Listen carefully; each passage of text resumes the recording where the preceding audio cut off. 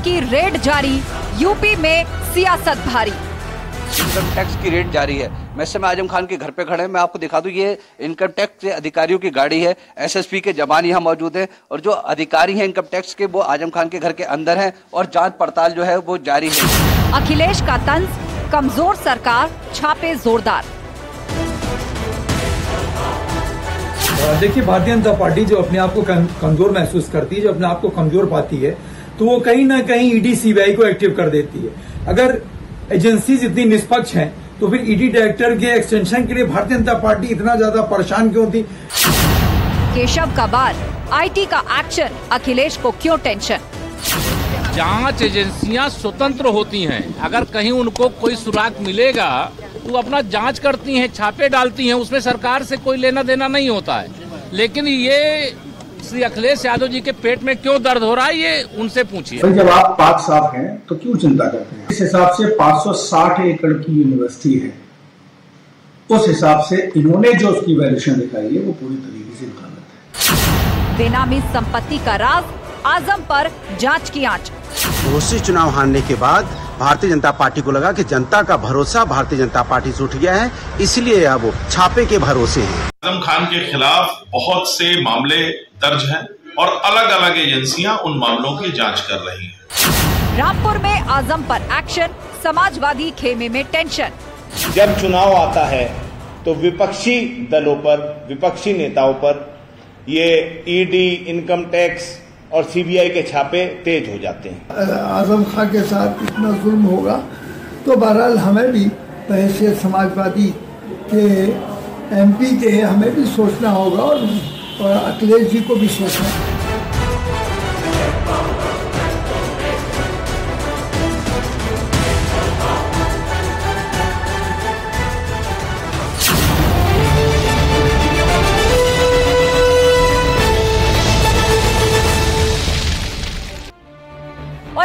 महाबहस के सवालों का एक एक करके वो सवाल आपके सामने रख देते हैं जिन्हें आज हम चर्चा में शामिल करने जा रहे हैं। तो सवाल नंबर 1, बेनामी संपत्ति का जाल, आजम को फिर होगी जेल।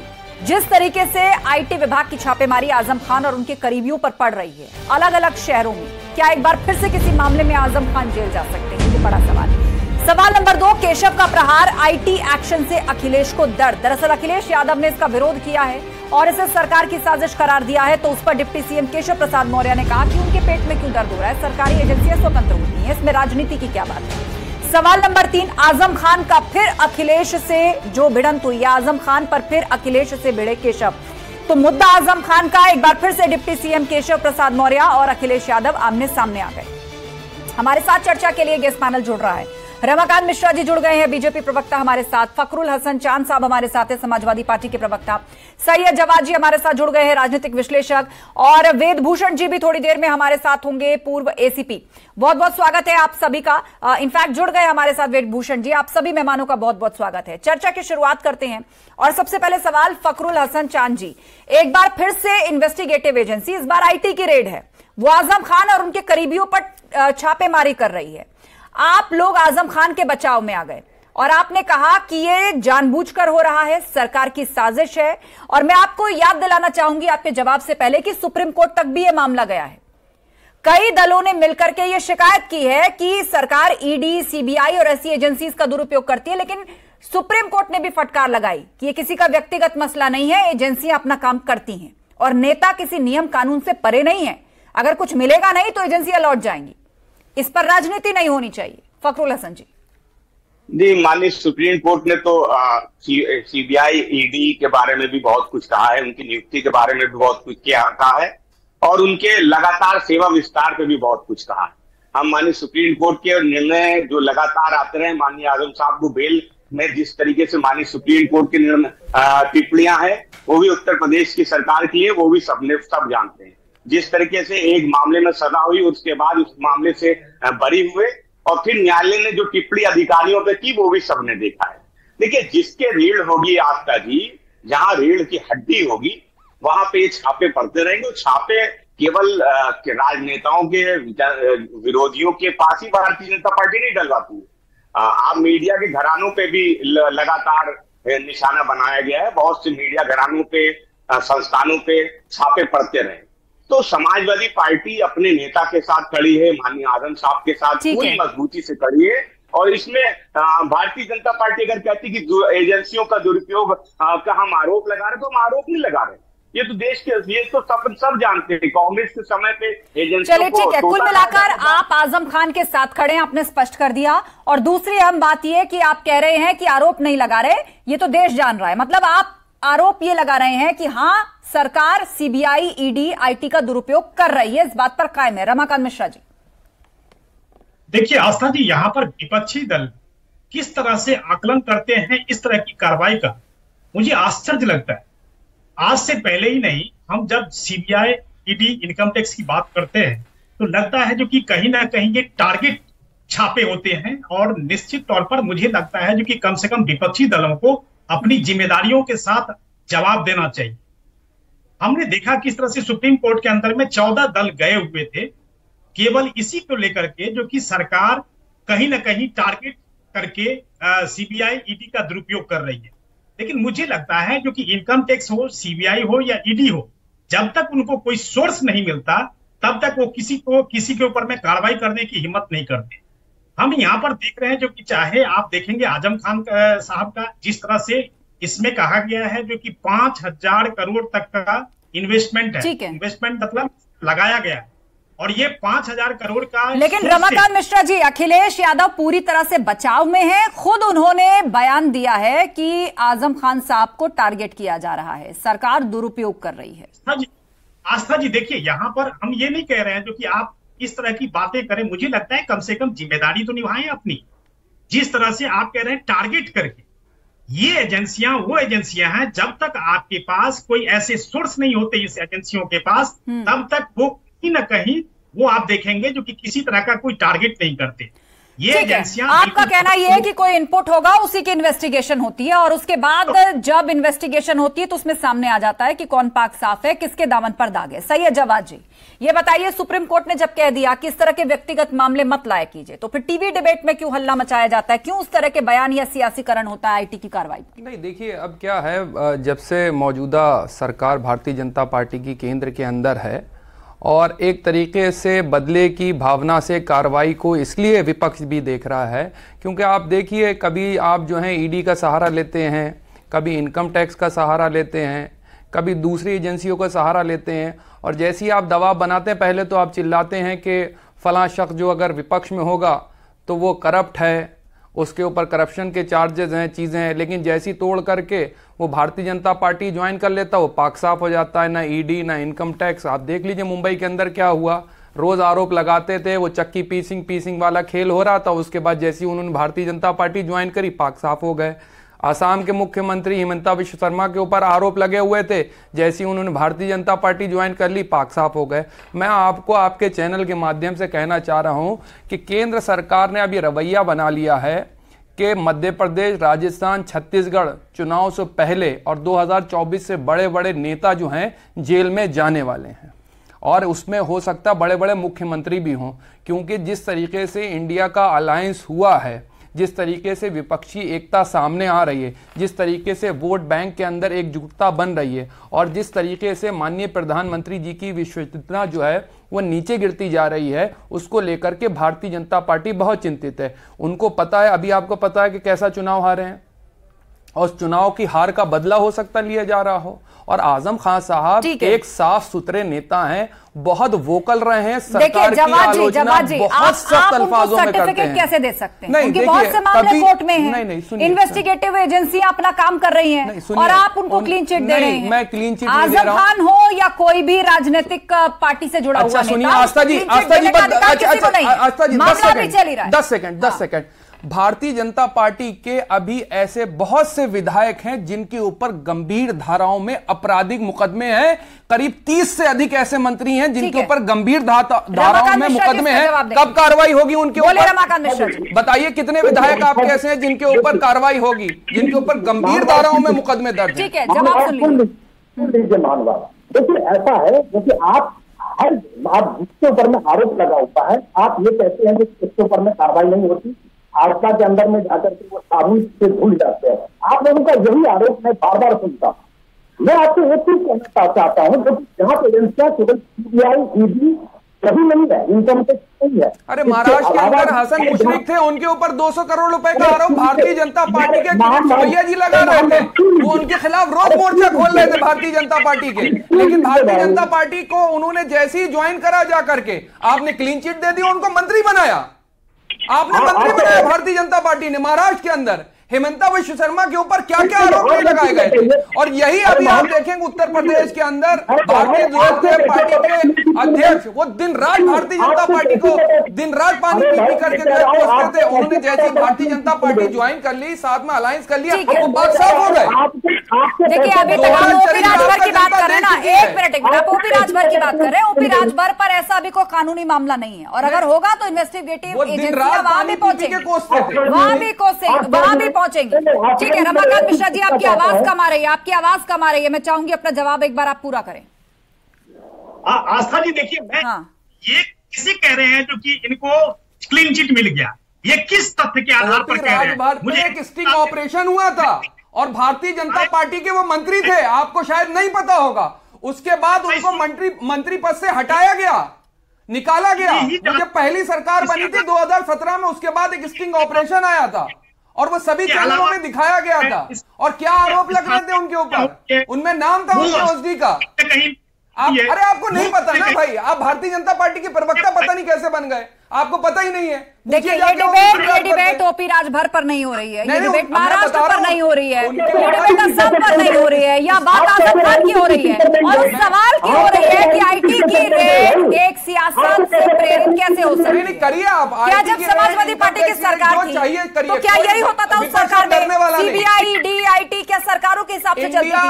सुप्रीम कोर्ट के कहेगा क्या कोई मायने नहीं है। जब सुप्रीम कोर्ट कह रहा है कि व्यक्तिगत मामला नहीं है, नेता किसी नियम कानून से ऊपर नहीं होता, तो फिर हंगामा क्यों है बढ़ता? ठीक है रमाकांत जी, शांत हो जाइए, शांत हो जाइए। फखरुल हसन जी जवाब देंगे, सुप्रीम कोर्ट ने फखरुल हसन जी जवाब देंगे।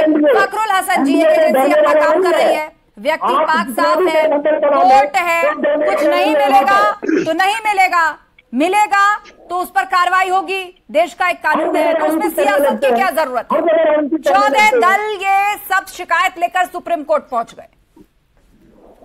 देखिए आस्था जी, देखिए एजेंसियां कैसे काम करती हैं, मैं आपको एक उदाहरण दे देता हूं। आम आदमी पार्टी के सांसद हैं संजय सिंह जी, उनको नोटिस जाती है और जब संजय सिंह जी उसका जवाब पूछते कि मुझे नोटिस क्यों दी गई है, तो बताया जाता कि गलती से वो नोटिस चली गई थी। ये जो नोटिस है ये गलती से कैसे जाती है मुझे समझा दीजिए। एजेंसियां अगर दुरुपयोग नहीं कर रही हैं, अपने अधिकारों का दुरुपयोग नहीं कर रही, किसी के कहने पे नहीं चल रही हैं, तो ये कैसे आम आदमी पार्टी के सांसद के पास एक नोटिस चली जाती है? ठीक है रमाकांत जी इसका जवाब देंगे। फखरुल जी, गलती से नोटिस वाली बात जो आपने रखी है, बोले रमाकांत। ये बिल्कुल बात होनी चाहिए यहाँ पर। मैं यहाँ पर हम लोग बहस में बैठे हुए हैं, बिना तर्क के कोई बात ना करे। ये यहाँ पर कौन से राजनीतिक विश्लेषक बैठे हुए हैं, मुझे तो यही समझ में नहीं आ रहा। किसको भाई क्लीन चिट मिल गई? कौन से तर्क से ऐतराज है आपको रमाकांत जी? कौन से तर्क से ऐतराज है? मैं फिर वही सवाल पूछूंगी उनसे। आस्था जी, मैं कह रहा हूँ इनके न्यायालय के दरवाजे खुले हुए हैं ना, ये न्यायालय के पास चले जाएं। 14 दल तो गए हुए थे, फिर क्या हुआ वहां पर? फिर क्या हुआ? ईडी के डायरेक्टर के बारे में भी बहुत कुछ कहा है, तभी तो गए थे सुप्रीम कोर्ट भागते भागते कि हमको और जरा सा एक्सटेंशन दे लीजिए, 2 दिन की और मोहलत दीजिए। क्या कहा था सुप्रीम कोर्ट ने ईडी के डायरेक्टर के बारे में? बताइए सुप्रीम कोर्ट ने क्या कहा था? अरे आपको नहीं पता है ना, आपको वन साइडेड बोलना है, आप अपनी पार्टी का पक्ष रखेंगे, हम तो सरकार से सवाल करेंगे ना भाई। आपको शर्म नहीं आती? राजनीति करते हुए शर्म नहीं आती? नहीं, आपको शर्म आनी चाहिए। आपने तो बेगैरती ओढ़ रखी है अपने ऊपर, आप लोगों को शर्म नहीं आती है? भारतीय जनता पार्टी के लोगों को आप अपनी पार्टी के बारे में सोचिए। मैं आपसे पूछ रहा हूँ, आपके कितने विधायक, कितने सांसद उत्तर प्रदेश से आते हैं जिनके ऊपर गंभीर धाराओं में आपराधिक मुकदमे दर्ज है? कितने मंत्री ऐसे हैं जिनके ऊपर गंभीर धाराओं में आपराधिक मुकदमे दर्ज है? लिस्ट निकालिए और चालू हो जाऊंगा तो अभी पता चल जाएगा। आपसी वाद विवाद में मत फंसिए, आपसी वाद विवाद में मत फंसिए। ठीक है, विषय पर लौटते हैं। ठीक है रमाकांत जी, आप भी शांत हो जाइए, शांत हो जाइए। देखिए आपसी वाद विवाद में मत आप लोग एक दूसरे के ऊपर ऐसे अटैक करिए। फखरुल हसन जी, अखिलेश यादव कह रहे हैं कि सरकार जब कमजोर होती है तो ये छापे उतने ही ज्यादा बढ़ते हैं, ये कमजोर होने की निशानी है। सुप्रीम कोर्ट ने कह दिया है कोई व्यक्तिगत मामला नहीं है, 14 दल एक साथ गए थे सुप्रीम कोर्ट, और उसके बाद कहा कि कोई भी नेता हो, राजनीतिक हस्ती हो, वो नियम कानून से ऊपर नहीं है। तो फिर इस तरह के राजनीतिक बयान जब सामने आते हैं तो सवाल उठता है कि राजनीतिकीकरण आखिर कौन कर रहा है, एजेंसियों की आड़ लेकर एजेंसियों के पीछे कौन छिप रहा है, बताइए। देखिए आस्था जी, मैंने अभी आपसे एक सवाल पूछा कि एजेंसियां किसी ऐसे व्यक्ति को जो एक राजनीतिक दल से जुड़ा हुआ है, जो एक सांसद है राज्यसभा में, उसको गलती से नोटिस कैसे भेज सकती है? उसका जवाब भारतीय जनता पार्टी से, मैं सोचता हूँ भारतीय जनता पार्टी देते, क्योंकि एजेंसियों के प्रवक्ता तो भाजपा ही है। दूसरी बात, आपने कहा कि एजेंसियों का दुरुपयोग पे माननीय सुप्रीम कोर्ट की बात आपने की। हम तो आपको माननीय सुप्रीम कोर्ट के बहुत से आदेश बता देंगे जो एजेंसियों के खिलाफ, ये टिप्पणियां भी माननीय सुप्रीम कोर्ट की हैं जो एजेंसियों के खिलाफ कहा कि ये तोता बन गए हैं किसी दलों के। और आज जिस तरीके से एजेंसियां काम कर रही है, किसी से छुपा थोड़ी। माननीय सुप्रीम कोर्ट ने कहा कि आपके पास क्या कोई एक योग्य व्यक्ति नहीं है जिसको आप डायरेक्टर बना सके? तो भारतीय जनता पार्टी की सरकार वो एक्सटेंशन के लिए चली जाती है कि इनको विस्तार दे दीजिए। आखिर क्या कारण है कि भारतीय जनता पार्टी किसी एक व्यक्ति को ही ईडी, आईडी उसका निर्देशक बनाए रखना चाहती है? तो देखिए, जब नियत पे सवाल भारतीय जनता पार्टी के बार बार उठेंगे, जब आप इस तरीके के फैसले करेंगे और समाजवादी पार्टी। ठीक है फखरुल हसन जी, रमाकांत मिश्रा जवाब देना चाह रहे हैं, उसके बाद सैयद जवाद, और फिर हमारे साथ ज्वाइन कर चुके एके जैन जी, पूर्व डीजीपी, उनके पास भी हम चलेंगे। 20 सेकंड रमाकांत मिश्रा जी और उसके बाद जवाद जी। रमाकांत जी, एक शब्द पूछना चाहता हूं, यहाँ पर समाजवादी पार्टी के प्रवक्ता बैठे हुए हैं, एक शब्द पूछना चाहता हूं। इनकम टैक्स डिपार्टमेंट आपके 5,000 करोड़ के जो आपने जौहर यूनिवर्सिटी में लगाया, क्या आपको इसका सोर्स नहीं बताना चाहिए? मेरे छोड़ दीजिए, राजनीति से ऊपर उठ करके बात करिए आप। अगर 5,000 करोड़ का उसमें लगाया गया है फंड, तो ये सोर्स कहां से थे? क्या विदेशी फंड था? मैं जवाब दे देता हूं। ठीक है, जवाब दे देता हूं। जवाब बनता है जवाब जी, उसके बाद मुझे एके जैन जी का भी रुख करना है। देखिए, जब भारतीय जनता पार्टी के लोग सुप्रीम कोर्ट की दुहाइयां देते हैं, यही लोग हैं जो सुप्रीम कोर्ट के मुख्य न्यायाधीश को भी ट्रोल कर लेते हैं। और क्या क्या नहीं कहा जाता है। किरण रिजिजू साहब, जब आप देखिए कानून मंत्री थे, उन्होंने क्या क्या नहीं बोला। जो सुप्रीम कोर्ट के रिटायर्ड जज हैं, जो अपना एक सिस्टम है, उसके बारे में क्या क्या नहीं बोला। आप मानेंगे सुप्रीम कोर्ट को? सुप्रीम कोर्ट के जज ने बहुत सी चीजें कह रखी हैं, और किस तरीके से सुप्रीम कोर्ट माननीय न्यायाधीश को जिस तरीके से ट्रोल करा गया, उसके ऊपर बड़ी हैरत अंगेजी है। आप लोग सुप्रीम कोर्ट का सम्मान करते हैं, आपने क्यों बाहर रख दिया जज को? अभी सुप्रीम कोर्ट के जज को आपने क्यों बाहर रख दिया कमेटी से, चुनाव आयोग की चयन की? अगर इतना ही था ना तो कर लेते। माना सुप्रीम कोर्ट ने दिल्ली सरकार के लिए फैसला किया, आपने अध्यादेश ला के पलट दिया। उसके बाद सुप्रीम कोर्ट की रमाकांत जी जवाब दे रहे हैं। हाँ, एक पूछना चाहता हूं, यहाँ पर जो राजनीतिक विश्लेषक बैठे हुए हैं, आपने कहा किया, अरे न्यायालय का सम्मान तो हम लोग करते हैं, आप लोग तो न्यायालय को न्यायालय के सम्मान में दिया तो ना। दिल्ली हाई कोर्ट, दिल्ली की सुप्रीम कोर्ट दिल्ली के ऊपर फैसला दे चुकी थी, आप ला करके अध्यादेश ला करके पलट दिया। आपने माना था करते हैं आप? अरे सुप्रीम कोर्ट ने एक फैसला दिया दिल्ली सरकार के फेवर में, आपने अध्यादेश लाके पलट दिया, उसको सम्मान करा था आपने। आप बातें करेंगे, सुप्रीम कोर्ट का सम्मान करा था आपने, लेकर के जाओ मैं दूर तक आपको। सुप्रीम कोर्ट के कितने जवाब बात पूरी कीजिए रमाकांत जी।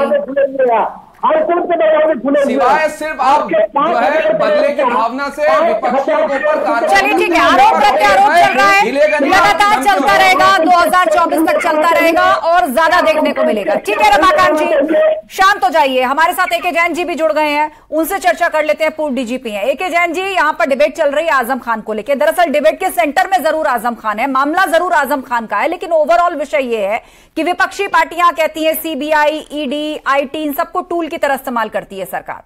सुप्रीम कोर्ट गई है कंप्लेन लेकर, 14 विपक्षी दल, वहां सुप्रीम कोर्ट ने कह दिया कि नेताओं को कोई इम्यूनिटी नहीं मिली हुई है।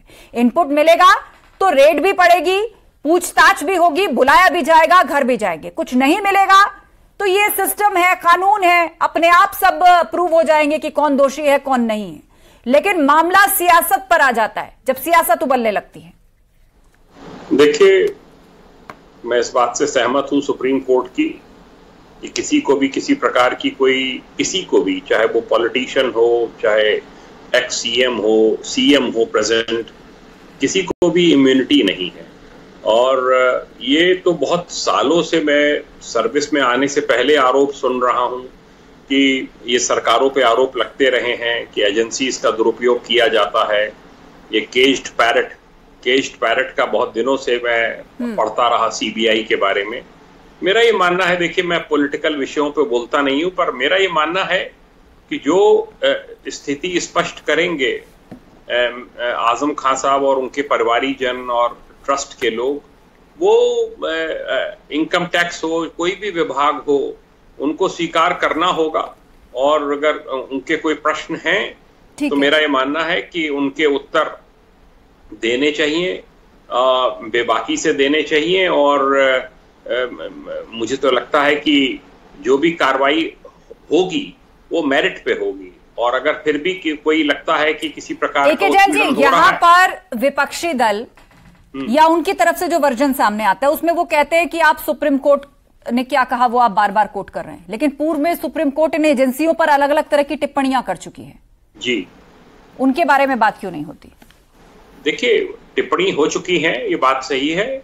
और मुझे एक्चुअली इस प्रकरण की बहुत ज्यादा जानकारी नहीं है। मैंने जितना आपको होगा, मैंने अखबारों में पढ़ा कि जौहर यूनिवर्सिटी की फंडिंग को लेके बात हो रही है कि वहां कई हजार करोड़ रुपया लगा है जी। तो उसके बारे में पूछा जा रहा है। एजेंसीज को अधिकार है पूछने का, और मैं समझता हूं कि जो भी हैं उसके ट्रस्टीज हैं, जो भी हैं, उनको उसके सोर्स को बताना चाहिए उनको। ठीक है, यानी कुल मिलाकर आप ये समझाना चाह रहे हैं कि मामला कानून के अधीन है, कानून अपने हिसाब से कार्रवाई कर रहा है, मामला कोर्ट में जाएगा, वहां पर केस लड़ा जाएगा और उसके बाद तय हो जाएगा कि कौन दोषी है कौन नहीं। लेकिन दूसरी तरफ सियासत है जो कि इस वक्त अनअवॉइडेबल हो चुकी है। सियासत अपने रास्ते तलाश लेती है और यही आजम खान और उनसे जुड़े हुए मसलों के साथ हो रहा है। आप सभी पैनलिस्ट का शुक्रिया इस चर्चा में शामिल होने के लिए। आज मैं आपसे पूछना चाहती हूं, क्या देश का कानून नेताओं के लिए अलग और आम जनता के लिए अलग हो सकता है? बिल्कुल नहीं हो सकता। यही वजह है जब 14 विपक्षी दल जांच एजेंसियों के दुरुपयोग का मामला लेकर सुप्रीम कोर्ट पहुंचे थे तो चीफ जस्टिस डीवाई चंद्रचूड़ ने कहा कि राजनेताओं को किसी तरह की कोई इम्यूनिटी नहीं मिली हुई, उनके लिए अलग प्रक्रिया कैसे हो सकती है? हम ये कहना चाहते हैं, अगर आजम खान या अखिलेश यादव को लगता है कि कुछ गलत हो रहा है तो कोर्ट के दरवाजे हमेशा खुले हुए हैं। आप कोर्ट जाइए, लेकिन जांच एजेंसियों को अपना काम करने दीजिए। जो नेता आज जांच एजेंसियों पर सवाल उठा रहे हैं उनके लिए दुष्यंत कुमार की पंक्तियां याद आती हैं। कैसे मंजर सामने आने लगे हैं, कैसे मंजर सामने आने लगे हैं। वो सलीबों के करीब आए तो कायदे कानून समझाने लगे। एक बार विचार कीजिएगा। महाबहस में इतना ही। खबरें लगातार जारी हैं, मुझे दीजिए इजाजत। नमस्कार।